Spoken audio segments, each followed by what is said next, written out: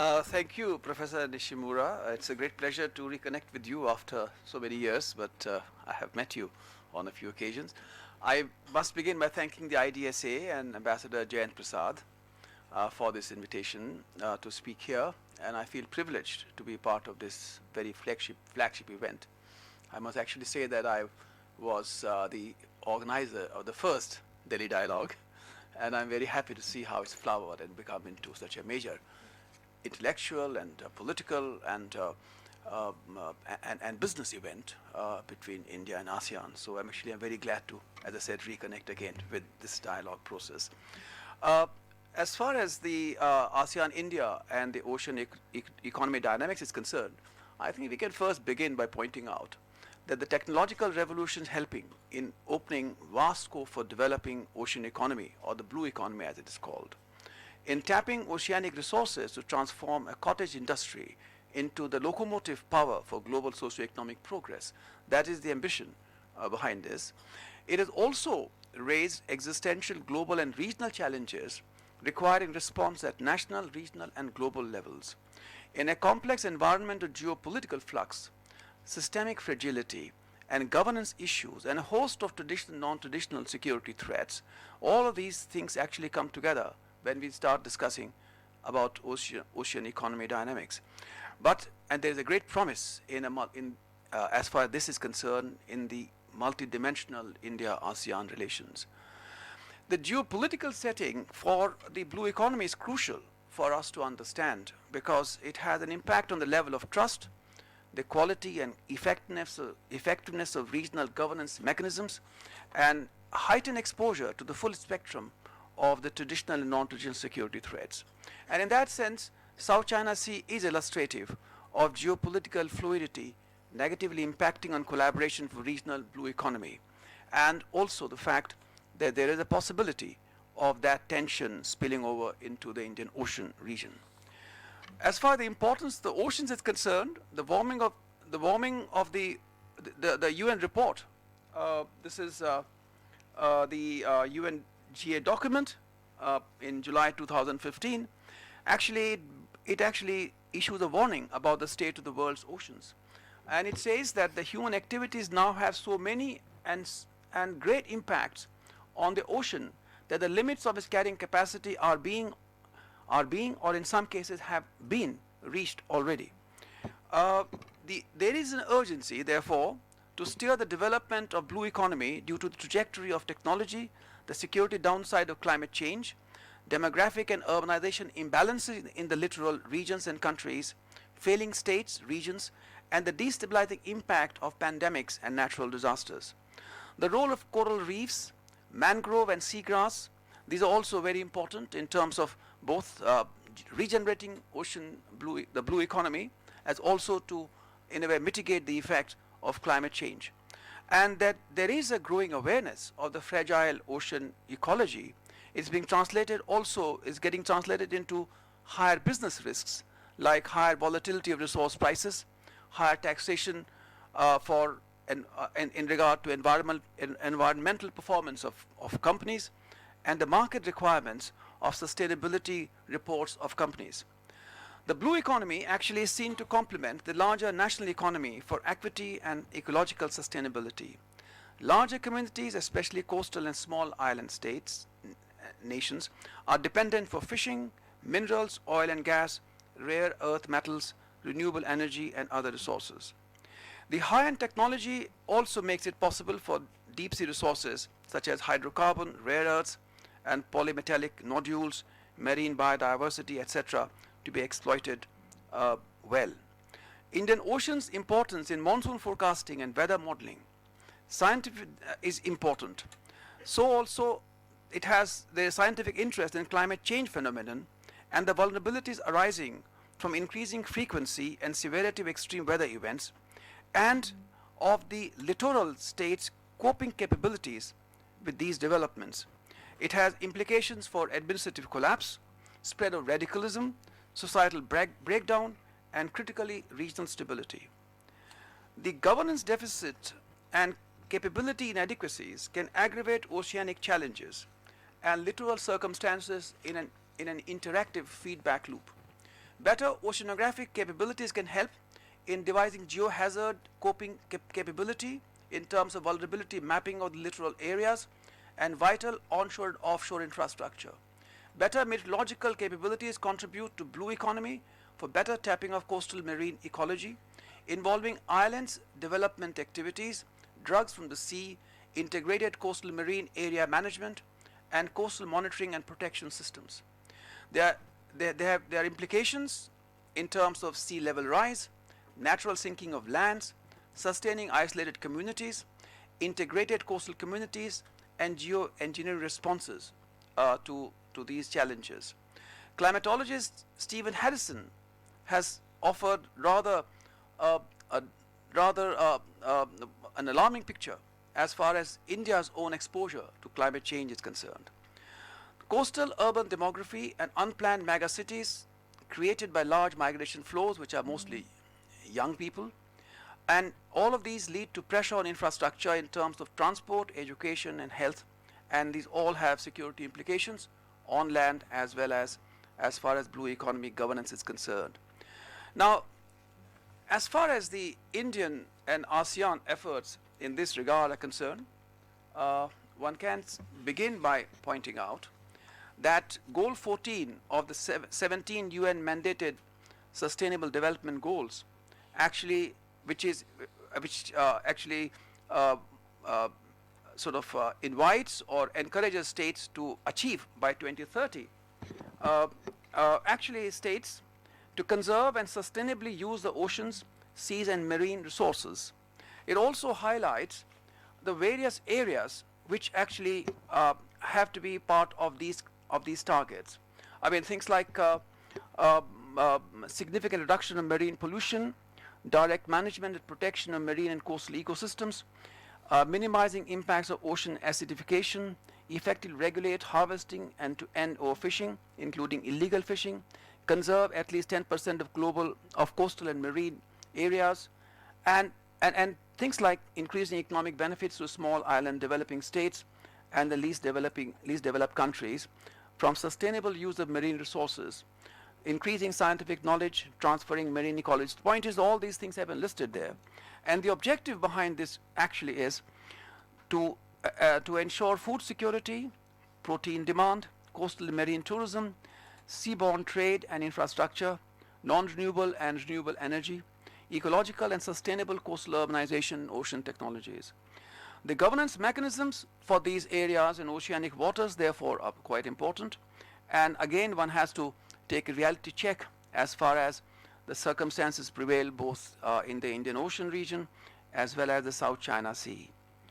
And here, of course, the important dimension of this is the creation of a stable strategic environment of a maritime order which can be defended, or which should be defended, by international navies with well understood rules of the road. Well, as far as the South China ecology is concerned, I think it has been, all these things have been, there's a lot of literature on that, that the ecology is under threat and is further aggravated due to competing national claims on the Spratlys and the Paracels. Professor John McManus, actually one of the environmentalists, had actually spoken that the activity of in creating artificial islands is causing irreversible damage to reef ecology, and a lot of these ecologies have been damaged because of overfishing and so on and so forth. According to the UN, 88% of coral reefs in Southeast Asia are under threat. Mangrove forests have been reduced to 30 to 50% of the historical coverage. In terms of as far as the Indian Ocean ecology is concerned, I would say the picture is not much better, which includes both the acidification issues. There are, some of the figures, for example, you find from the UN as well as from the internet, that there risk from local threats like coastal development, overfishing, destructive fishing, marine pollution, watershed-based pollution, and there's a sharper focus on areas along continental shores where about 90% are actually threatened. In fact, the Wikipedia gives a very interesting instance of this, that in 2010, an Indian Ocean garbage patch covering at least 5 million kilometers was noticed. Now, this is something like about 30% larger than landmass of India. This garbage patch circulates with ocean current from Australia to Africa, down the Mozambique Channel, and to Australia in a period of every 6 years. Now, as far as South China Sea governance issues are concerned, all these again are very much the focus of the various institutions which are active in the governance. The ASEAN framework, the blue economy in the ASEAN framework finds a place in the ASEAN Economic Community Blueprint, which came into effect 2015. Item A7 covers, deals with food, agriculture and forestry, and the necessity of streamlining and an overarching regional security architecture to address issues concerning maritime commons has been stressed by strategic experts like Professor Carlyle Thayer, who actually spoke in Malaysia some time back, where he actually brings out these issues. And again, the latest East Asia Summit statement on enhancing regional maritime cooperation, issued at the summit meeting in Kuala Lumpur in November 2015, actually outlines numerous decisive steps in this direction, including a detailed Track 1 forum in addition to the existing Track 1.5 of the expanded ASEAN Forum, where the necessity of maritime security through dialogue and building synergies with other regional forums actually is mentioned. So it affirms the complementarity between sustainable maritime economic development, issues like fisheries, community empowerment, marine-based renewable energy, tourism, etc., and maritime security and cooperation, like adherence to UNCLOS and international laws, confidence-building measures, anti-piracy cooperation with other organizations like the Indian Ocean Rim Association, and implementation or declaration of conduct between parties, and also, the implementation and the early conclusion of the conduct of code of conduct. Cooperation through ADMM+, safety navigation, boundary challenges, etc. So as the ASEAN moves towards energetically to develop its blue economy agenda, the maritime security dimension of this is critical for successful implementation. And India can be expected to play a role in both. Now, as far as Indian Ocean governance is concerned, there is a similar process, but there is one major difference. And that is that the Indian Ocean waters are by and large placid to allow the regional efforts for blue economy. The naval tensions are growing, but the present challenges arise not so much from the naval tensions, but more from challenges of littoral instability and jihadist extremism, which is led to conflict or near conflict situations in the northern periphery of the Indian Ocean. The Indian Ocean Rim Association is developing structures for its growth and the strategic requirement for developing this ocean economy. And India can help in favorable facilitative maritime order. The Indian Ocean Rim Association is aiming for regional maritime safety through capacity building and dialogue between stakeholders, search and rescue, including standard operating procedures to cover joint patrolling. There are institutional linkages between Indian Ocean Rim Association and the Indian Ocean Naval Symposium. In October 2014, the IORA Council of Ministers adopted blue economy as its top priority, covering areas such as fisheries and aquaculture, renewable energy from ocean, seaports and shipping, seabed exploration and minerals, marine biotechnology and R&D, tourism, ocean knowledge clusters, and small island developing states and the LDCs. And this all based on regional interconnectedness and also on climate change mitigation efforts. A ministerial blue economy conference took place in September last year, and where all the issues were debated and discussed, but it recognizes that there are funding constraints and there are constraints concerning skill upgradation, and it's in the process of identifying various sort of projects in that. Now, there are some additional mechanisms that we have. BIMSTEC, for example. There's Bangladesh, India, Myanmar, Sri Lanka, Thailand, Bhutan, Nepal, and MGC, Mekong Ganga Cooperation, Cambodia, Myanmar, Laos, Vietnam, and India. Blue economy elements do figure in this, as well as maritime connectivity. The India-ASEAN vision document of December 2012 envisages what it calls MIEC, that is, this is Mekong India Economic Corridor, connecting two regions through the Andaman Sea. And the Indian government is already having two shipping services between India and Myanmar and between India and Thailand. And there, of course, initiatives have already been taken, but of course, as I said, this is all in the beginning. As regards India and ASEAN, the Prime Minister Modi made a very important statement on 12th March 2015 in Mauritius. His policy has the acronym SAGAR, which means sea, and its actually expanded form is security and growth for all in the region.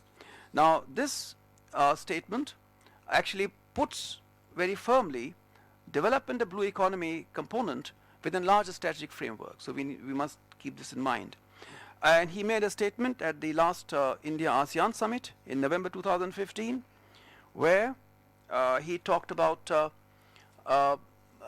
considered the blue economy, as I said, an increasingly important driver of our future economy and a source of food security, medicines, and clean energy is where the blue economy actually sort of is the role for the blue economy.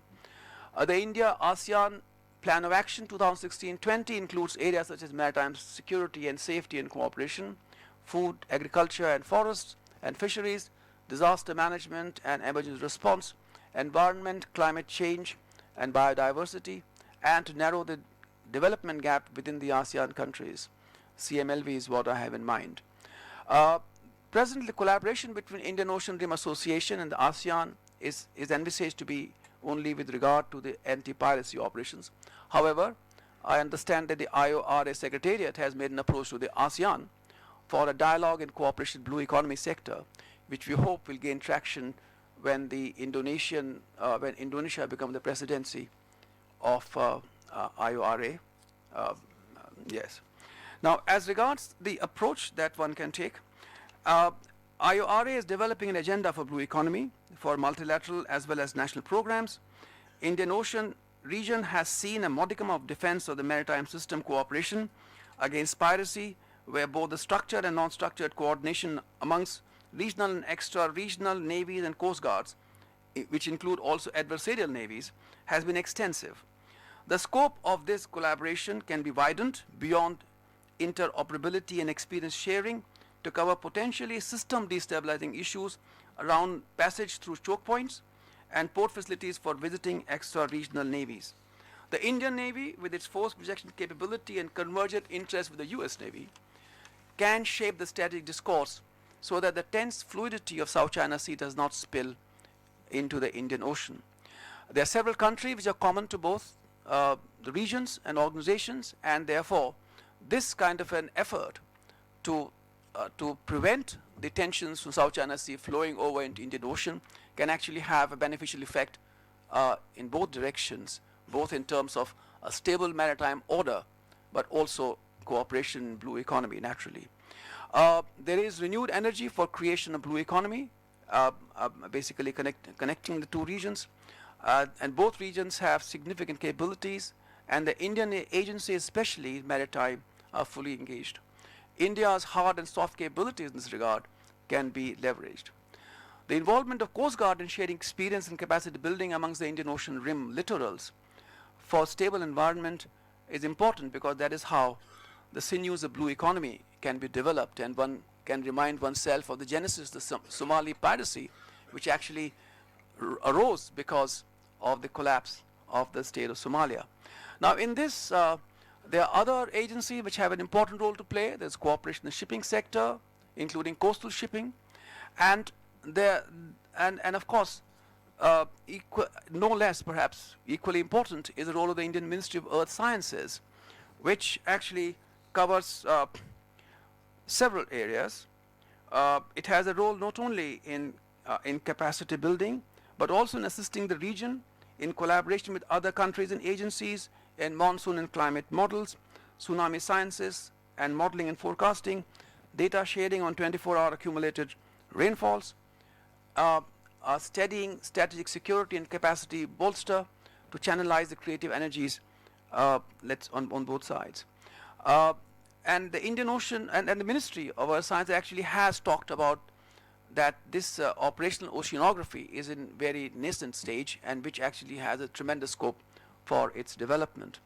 There has been recently, I mean, these capacities being built, and recently, I think it was I think last year, that there was this seminar which took place, Indian Ocean Rim Association Seminar on Strategic Stability Indian Ocean, where the experience of the ASEAN was sought to be understood and to be shared. So there is a scope. I mean, the short point is a scope for activities by government agencies from the national to the local level, non-governmental agencies, business scientific community, civil society, media, and people-to-people contact. In conclusion, I just would like to end by saying that managing blue economy is a complex subject.